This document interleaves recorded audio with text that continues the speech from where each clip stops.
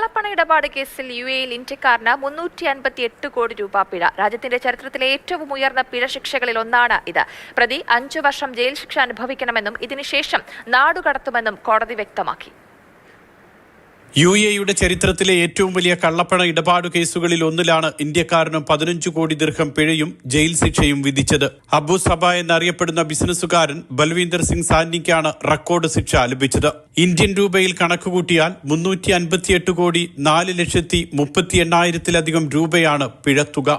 രാജ്യത്ത് ഷെൽ കമ്പനികൾ അഥവാ വ്യാജ കമ്പനികൾ രജിസ്റ്റർ ചെയ്തായിരുന്നു തട്ടിപ്പ്. കള്ളപ്പണം വെളുപ്പിക്കാനാണ് ഈ കമ്പനികളെ ഉപയോഗിച്ചത്. വിദേശ രാജ്യങ്ങളിലേക്കും യുഎഇയിലെ തന്നെ മറ്റിടങ്ങളിലേക്കും ഈ കമ്പനികളുടെ മറവിൽ വൻതോതിൽ പണം അയച്ചു. മാത്രമല്ല, വിദേശ രാജ്യങ്ങളിൽ നിന്നും കോടിക്കണക്കിന് രൂപ ഈ കമ്പനികളിലേക്ക് സ്വീകരിക്കുകയും ചെയ്തു.